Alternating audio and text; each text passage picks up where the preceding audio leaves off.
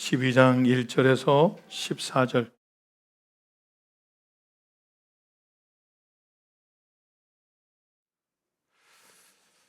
최근에 모 대학에서 있었던 오픈 테스트에서 발생했던 AI를 사용했다는 문제라든지, 아니면 아이들이 그냥 아무렇지 않게 저지르고 있는 사소한 실수들, 학교 폭력이 됐든 왕따가 됐든 모든 문제들이 내가 직접적으로 크게 관여하지 않거나, 아니면 이게 누군가에게 직접적인 피해가 가지 않는다면 도덕적으로 괜찮다, 이런 아이들이 윤리의식이 그렇게 낮은 상태로 자라나고 있는 세대가 지금 우리 세대들이에요.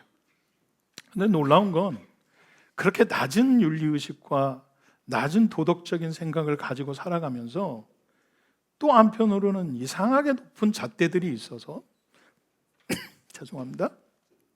이상하게 높은 이 잣대들이 있어서 자기하고 조금 다르면 잘했다, 잘못했다, 지적질하고 편을 가르고 아주 양극화되어지는 세대가 또 요즘 세대이기도 합니다. 모순이죠. 본인 스스로의 윤리의식은 되게 낮은데 그 낮은 윤리의식으로 누군가를 비판하고 평가하는 건 되게 민감한 세대. 이게 요즘 세대라고 표현합니다. 교회라고 뭐 다를까요? 교회 안에서도 오랜 동안 신앙생활을 해왔거나, 아니면 직분을 가졌거나, 아니면 나는 좀 믿는다라고 생각하는 사람들일수록 그 잘못된 인식을 가지고, 또 의식을 가지고 누군가를 잣대질하고 평가하고 폄훼하기도 하고 그렇게 되어집니다. 저는 모르겠습니다. 다 그렇게 살아도 우리는 그렇게 살지 않아야 되는 거 아닌가라는 생각이 있습니다. 남들 다 그게 옳다고 그래도 저와 여러분들은 그렇지 않아야 된다고 생각합니다. 오늘 본문에 등장하는 예수님과 바리새인에 대한 대립은 지난 시간에도 바리새인이 나왔고 다음 주 메시지에도 바리새인이 나올 터인데 자주 등장하니까 반갑죠. 근데 오늘 본문에서는 어떻게 하면 예수를 잡아 죽일까, 어떻게 하면 예수에게 올무를 씌울까 하는 바리새인들이 안식일에 대한 논쟁으로 예수와 시비가 걸렸습니다. 함께 가던 제자들이 배가 고파서 밀을 좀 이렇게 손으로 까부려서 먹습니다. 다른 병행 구절에 보면 손을 밀 이렇게 비벼서 먹었다고 그럽니다. 그랬더니 이 모습을 본 바리새인들이 안식일을 어겼다, 안식일 규례를 어겼다라고 꼬투리를 잡았습니다. 그리고 얼마 지나지 않아서 회당에 들어가셔서 가르치실 때에 한쪽 손 마른 사람, 마비가 온 사람들을 보면서 이 사람을 고쳐주는 게 맞습니까? 아닙니까를 논하기 시작합니다. 꼬투리를 잡고 싶었죠. 그 두 가지 문제입니다. 엄밀하게 따지면 모세가 가르쳤던 율법하고는 다르지만 이 사람들이 가지고 있었던 율법, 할라카, 미시다 이렇게 표현하는 자기들만이 가진 전통으로 따지면 율법을 어긴 게 맞습니다. 밀을 자른 건 추수하는 행위에 대한 위법입니다. 그리고 손으로 까부른 건, 비빈 건 타작의 행위를 위법한 겁니다. 율법이 아니라 자기들의 전통에 의해서 그렇다는 겁니다. 또 생사의 갈림길에 서지 않은 사람을 고치는 건 안식일에 금지되어 있습니다. 그러니까 손 마른 사람을 고친다는 건 율법에 위배되는 겁니다. 이해되셨죠? 바리새인들은 지금 지적할 걸 지적한 겁니다. 잘못됐다라는 걸. 자기들의 전통에 비춰봤을 때 지금 너희들이 하는 행위 자체는 잘못되었노라고 얘기합니다. 예수님도 그렇고 그의 제자들도 그렇고. 그런데 예수님은 첫 번째 사건에서는 사무엘상 21장에 나오는 사울을 피해서 다윗이 도망치다가 높당에 이르러서 너무 허기지니까 사실은 다윗이 거짓말했거든요. 높당에서 아히멜렉을 속였어요. 내가 지금 사울왕과 함께 오다가 먼저 왔는데 너무 배가 고프고 따르던 자들이 배고프니까 떡을 좀 나눠줄 수 있느냐고 사울을 도망치던 그가 사울과 함께 온 것처럼 거짓말했다고요. 그렇게 거짓말했더니 아히멜렉이 속아줬어요. 그리고 사람을 살리는 게 먼저이니 진설병, 그건 제사장들만 취할 수 있는 것인데 내어줬어요. 그래서 다윗이 그것을 먹고 기운을 얻고 골리앗의 칼을 가지고 거기를 떠나게 되어지는 사건을 첫 번째 안식일을 범했다, 밀을 까부려서 먹는 게 맞느냐라고 하는 사건에 대입시켰어요. 결국 사람이 먼저다. 예수님은 지금 사람이 먼저다라고 가르치는 겁니다.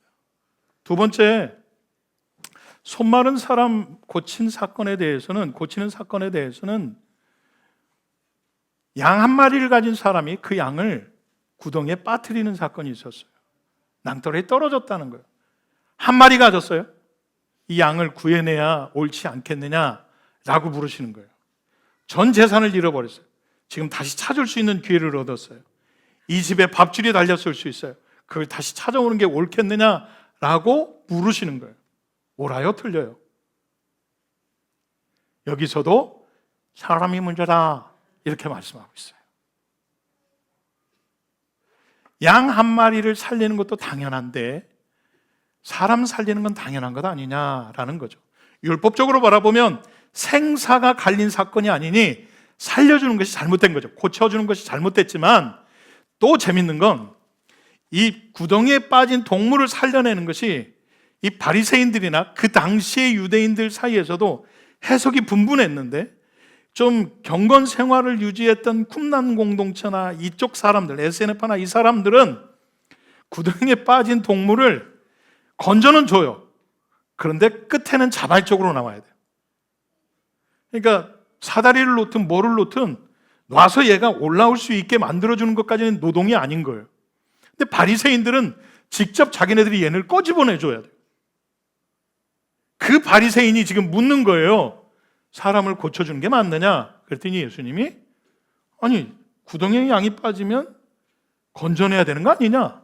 니들 그렇게 가르쳤지 않느냐? 그러니까 양보다 사람이 나으니까 고쳐주는 게 맞지 않느냐? 라고 지금 물으시는 거라고요. 똑똑하시죠? 예수님 참 똑똑하신 거예요. 그랬더니 이 말을 들은 바리새인들이 누가복음에 보니까 노기가 충만하여 이렇게 돼 있어요. 살기가 등등해지고 더 심한 표현으로 바뀌면 미쳐버렸다는 거예요. 예수님의 그 말이 안식일의 주인이다, 사람이 먼저다라고 말하는 이 말이 바리새인들 들을 때는 그냥 자기들 마음에 견디기 쉬운 일이 아니에요. 어떻게 하면 이 예수를 잡아 죽이지? 살기가 등등해지고 그 감정이 요동쳐서 미쳐버릴 것 같았다라는 거예요. 이게 지금 바리새인들의 마음이에요. 원어적으로 해석하면 그래요. 안식일은 하나님이 사람을 위해 만든 거예요. 처음 듣는 얘기 아니죠. 안식일은 하나님이 사람을 위해 만드신 거라고요. 하나님이 쉬셨으니까 너희들 쉬는 게 당연하다가 아니고 하나님 쉬신 그것을 본받아서 우리 또한 쉬는 게 마땅하다라고 가르친 출애굽한 이스라엘 백성들이 노예 생활에 쩌들어서 노예 근성으로 노예 생활에 쩌들어서 한 번도 쉬어보지 못하고 평생을 430년을 노예 생활로 살았으니 이제 애굽에서 탈출한 너희 백성들아, 이제는 너희는 내 것이니 쉬어도 된다. 이게 안식일이에요. 엿새 동안 창조하시고 일곱째 날 쉬었더라. 그래서 쉬는 게 아니고요. 모세오경의 기록 목적은 출애굽한 이스라엘 백성이 원독자예요. 맞죠? 걔네들이 왜 쉬어야 되는지를 지금 가르치고 있는 거예요. 평생 노예 근성으로 세상 가운데서 노예로 살다가 이제는 하나님의 백성이 되었으니 너희들은 예수 안에서, 하나님 안에서 참된 쉼과 안식을 누림이 마땅하다라는 거죠. 네, 그거 가르쳐주고 싶었어요. 그런데 그 말을 들은 바리새인들은 노기가 충천해서 어떻게 하면 예수를 죽일까 미쳐버릴 마음들이었다라는 거예요. 그런데 여러분 한번 생각해 보세요. 우리라고 안 그러냐고요. 우리도 예수 믿으면서 조금만 나오고 다르면, 조금만 내 기준에 다르면 끊임없이 마음에서 노기가 충천해서 마음속으로 수도 없이 죽이고 수도 없이 미워하고 그렇게 살잖아요. 마태복음 5장에 보면 마음으로 한 간음, 마음으로 품은 죄, 그것도 살인이요 곧 간음이라고 가르치셨는데 마음으로만 먹어도, 그런데 마음속으로 얼마나 살인하고 얼마나 욕하고 얼마나 간음하고 우리가 살아가느냐고요. 조금만 나하고 다르면, 그것도 하나님의 법도 아니고 내 기준에, 오랜 교회 전통에, 세상 사람들이 만든 법에, 에이 왜 저렇게 해야 돼? 저는 완벽주의자고 성향 자체가 못난 성향이에요. 담즙 다혈질. 그래서 평가의 기준이 분명하고 MBTI도 인프제, 끝에가 J잖아요. 그래서 끊임없이 남들을 평가하고 비판하는 성품이에요. 참 못된 성품이죠. 그러니 오늘 말씀처럼 잣대를 가지고, 기준을 가지고 누군가를 평가하고 잣대질하는 그 기준이 여러분보다 제가 더 커요. 얼마나 잘못된 일인지를 알면서도 끊임없이 제 안에서도 누군가를 죽이고 살인하고 욕하고 하는 마음들이 있어요. 그런데 오늘 저와 같은, 혹은 여러분 안에도 하나님의 법이 아니라 지금까지 가져왔던 모든 전통과 기준들로 누군가를 욕하고 교회 안에서도 핍박하고 말하고 있는 여러분들에게 예수님이 한마디로 정의하세요. 선을 행하는 것이 옳다라고 하는 거예요. 근데 여러분, 재밌는 건, 흥미로운 것은 여기서 말하는 선이 헬라어로 아가도스거든요. 근데 대부분 헬라어로 아가도스를 써요. 아니, 대부분의 신약에서 아가도스라는 말로 선을 말해요. 신약에서는 대부분 아가도스가 선이에요. 근데 오늘 본문에서는 이 단어를 안 썼어요. 그래서 제가 그게 너무 신기했어요. 왜 이 단어를 안 썼을까? 히브리어로 하면 토부거든요. 토부가 뭐죠? 선함, 좋은, 굿. 이게 토부예요. 그리고 헬라어로는 아가도스예요. 근데 오늘 본문 12절에서는 아가도스라는 단어를 안 썼어요. 안 쓰고 칼로스를 썼어요. 왜 이 말을 썼을까? 뜻을 다시 찾아보니까 마땅히 행해야 될 일이에요. 선은 마땅히 행해야 될 일을 행하는 것이 선이라는 거예요. 예수님은 사람이 먼저셨어요. 사람을 살리는 게 먼저예요. 율법이고 너희들이 정한 어떤 법령, 전통, 장로들의 전통 따위가 아니라 사람을 살리는 게 마땅한 일이셨다라는 거예요. 사람을 살리려고 이 땅 가운데 육신을 입고 오셨어요. 사람을 살리려고 십자가를 지신 분이세요. 사람을 살리려고 그분의 목적 자체를 다, 그분의 모든 삶을 투자하신 분이 예수 그리스도세요. 그러니 그분한테 마땅한 건 사람을 살리는 거예요. 그분한테 그분에게 칼로스는 사람이 먼저였던 거예요. 우리에게 가르쳐 주신 건 뭐냐면, 뭐가 옳으냐, 뭐가 그르냐, 뭐가 선이냐라고 묻는 사람들, 끊임없이 이것이 옳아요, 이것이 옳은 방법이에요, 이렇게 사는 게 맞아요 라고 잣대질하고 있는 우리들에게 뭐가 선이냐? 마땅히 행해야 될 일이 선이다. 중요한 건, 그러면 도대체 나한테, 우리에게, 믿는 사람에게 마땅히 행해야 되는 게 뭐냐라는 거죠. 우리에게 마땅히 행해야 될 일이 뭐냐라는 거예요. 여러분 한번 생각해 보세요. 여러분들에게 마땅히 행해야 될 일이 뭔가요? 여러분들에게 마땅히 행해야 될 기준이 뭐냐고요, 여러분. 세상에는 절대 진리가 없어요. 세상에는 아무리 자기들이 옳다, 그르다, 맞다, 틀리다라고 말해도 세상에는 옳고 그름의 기준이 없다고요. 심지어 뭔가 이론으로 증명해낸, 결과로 증명해내야 되는 과학조차도 때때로 결과값이 바뀌기도 해요. 그래서 세상에는 절대 진리가 없어요. 그런데 그 절대 진리를 갖지 않은 세상조차도 옳고 그름을, 시비를 가리려고 애를 쓰잖아요. 너는 맞아, 나는 틀려. 나는 맞아, 너는 틀려. 내 이론이 맞아, 네 이론은 틀렸어 라고 시비를 가려내요. 그래서 맞는 사람끼리, 또 틀린 사람들은 틀린 사람끼리 부류를, 그래서 아주 그냥 극단적으로, 이분법적으로 그렇게 갇히면서 우리가 살아가고 있어요. 근데 예수님은 믿는 사람에게 요구하시는 게 그게 아니에요. 세상 사람들이 말하는 것처럼 세상의 기준이 아니라 너희들이 가져야 될 마땅한 해야 할 일의 기준은 말씀밖에 없다.